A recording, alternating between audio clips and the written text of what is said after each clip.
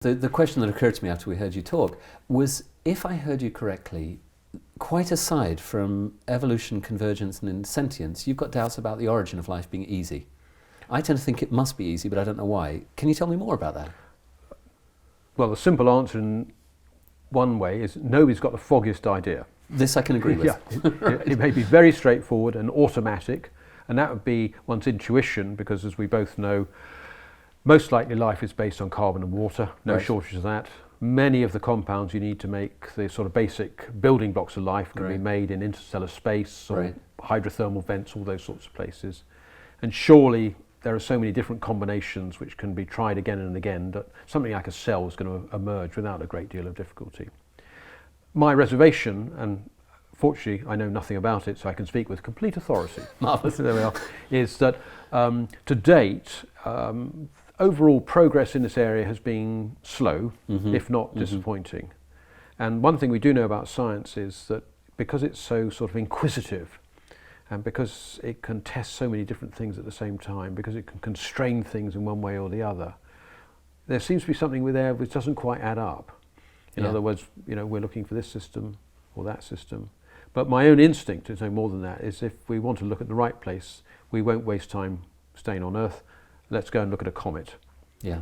Full of ice, full of organic material, sometimes hot, sometimes cold, occasionally crashes with a planet, perhaps with protocells, but that's pure speculation. Sounds good to me. But there we are, yeah. So I would love to counter that I think I've seen in my brief career places in science where we as scientists couldn't figure out how it was done, so we decided it was hard.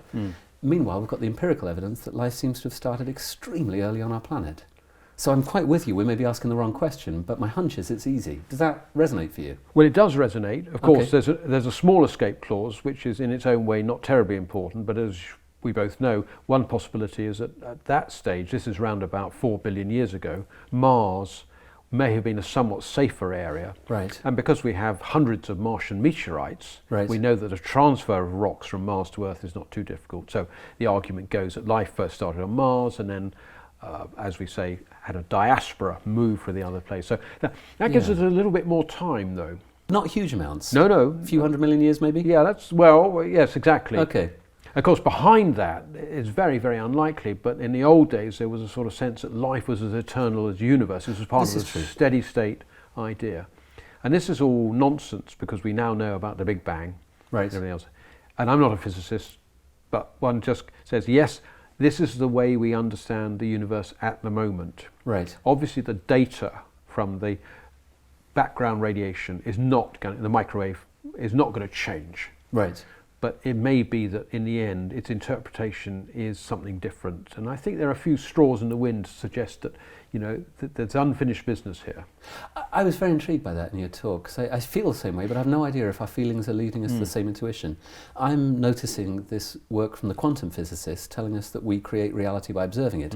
Is that what you're alluding to as well? In a sort of way, of course, both of us. I mean, this is a glorious conversation. Yeah, we're both glorious amateurs, you see, so we can discuss these things to our heart's content. The only thing we lack is that these tea mugs here are not full of beer. There we go. Apart from that. It's, so I think that the notion is that, yes, indeed, there are aspects of the little I understand it about the so-called quantum world, about entanglement and things like this, which are just so utterly bizarre and so mad. And corresponding to this idea that things only exist when we observe them because the observer effect is part and parcel of making the world. And all I could say is that this persuades me that the world around us is fantastically strange. Obviously on a day-to-day basis it works. I get on my bicycle, I go to work, I come home, I have a gin and tonic, all these good things, yes. But behind that, and almost just behind a sort of, it's a paper-thin wall, you get this sense that there's this extraordinary, well, what's the word, ferment? Not quite, but it's not unstructured. But sometimes I feel we're walking on the thinnest of ice. I love the way you expressed that. But okay, so let's bring that back to the concept of strangeness and not what we're expecting, something that we should know a little bit more, although I know one end, you know the other. If I were to ask you the question, sorry, I'm going to preface this.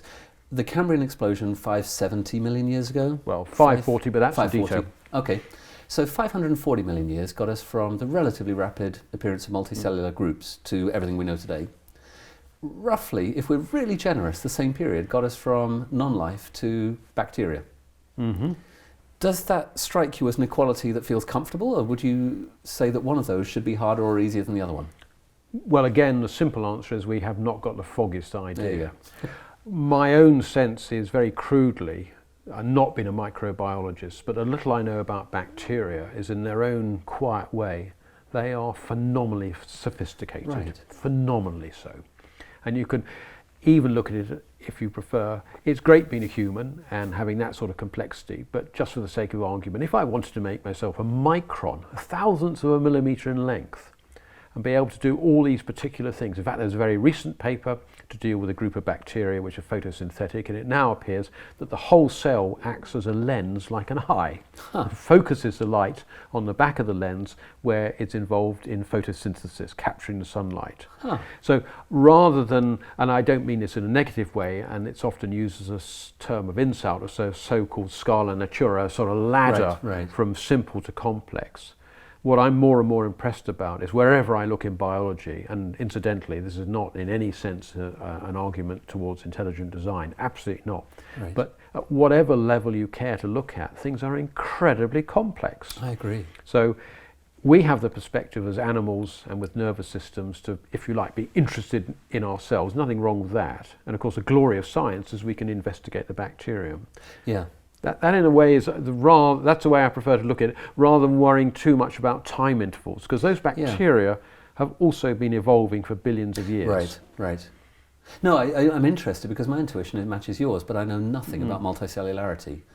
But it does cause me to ponder. Well, multicellularity, in a sort of simple way, cells sticking together, has evolved independently something like 25 times. Gotcha. Complex multicellularity, where you're going towards a tissue, Right. which is perhaps more complicated, perhaps not, Right. 4 or 5 times, but it's not unique. Right. But still, we would both agree that it feels less of a challenge to go from a primitive tissue to a human being than to go from chaos to a bacterium. Well, it feels that way. My own view would be perhaps to again turn it on its head and cautiously suggest actually the real transition is from materiality to consciousness. Gotcha. So rather, yes, of course, apparently inanimate, and that is a problem going back to the origin of life, but how is it that we have this massive tissue we call the brain, which is embodied? Right. So it's not just a brain on a stick. Right. Our body does the thinking. It's not simply what goes on Right, in our heads. right. How is it that even as a scientist, can investigate the world as it is? And we take this for granted, in the same way as we take the evolution of bacteria, in a sense, for granted. But are we actually, again, entering new territory? I mean, I'm sure that we are, because if there's one thing that the history of science tells us, it's that periodically we realise that everything we thought up to that point seems remarkably naive. True. But yes, I mean, do we have any sense of what the quantum fellows, what do they think about a world pre-consciousness? Or do you think we're asking the wrong question, that in some sense that world didn't exist?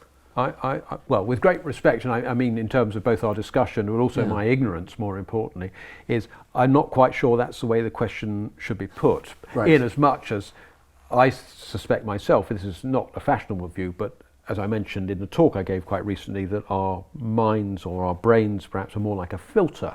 Yeah. So if mind, however one wants to think about that, in some sense can be external to ourselves, even part and parcel of the whole show. And indeed there are astronomers going back to the 20s, people like Sir James Jeans in particular, who sort of thought, the more and more I think about the universe, the more and more I understand about it, the more and more it looks like a great thought.